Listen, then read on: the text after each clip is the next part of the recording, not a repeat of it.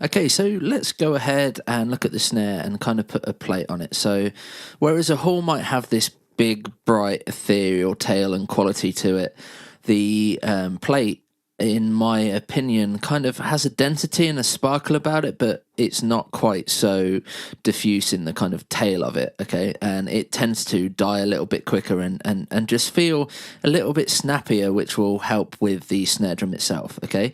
So again, just starting point is I'm just going to go into the main presets and go into plates, load up the first one. It's slightly too loud, and I'm going to go through them, okay? And pick one that I like as a starting point.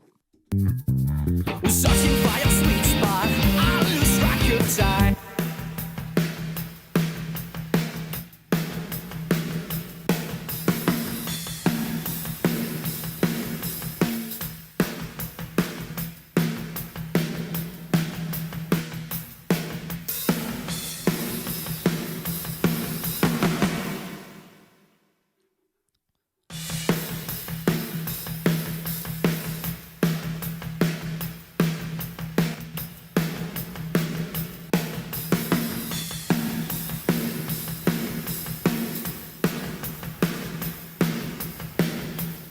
Okay, so for me, it's between one of two. It's the snare plate and the fat plate.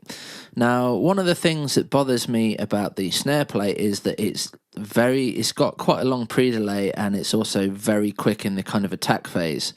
And maybe I can bring the pre-delay down a bit and also bring the shape and spread up so that it doesn't kick in quite so quickly and feel quite so slappy. I like the length of time, and I like a lot of the other things about it, that it keeps all the top end in, and the fact that it's not too long.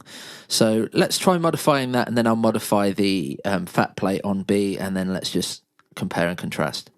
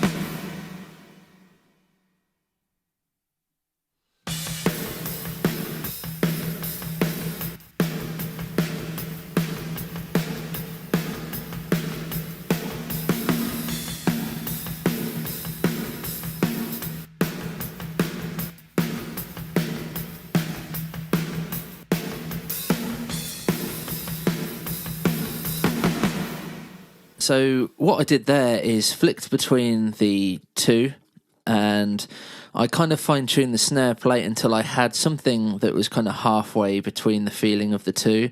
So I've got the extra pre-delay to keep the dry snare harder on the plate here, but I've given it a little bit more of a contour so it doesn't kind of hit you so much in the face.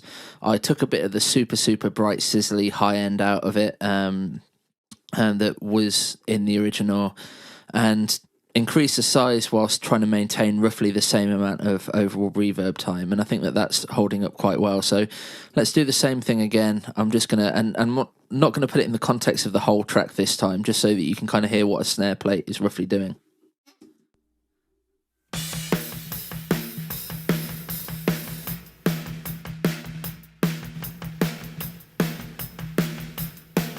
And now let's put it in the context of the track. We're searching by a sweet spot. I lose track of time. You throw me into reverse. You really blow my mind. I'm ready. Okay, so again, it just kind of made the snare easier to pick out in the mix, but it wasn't kind of washing it out too much. So again, let me just save this preset for you guys.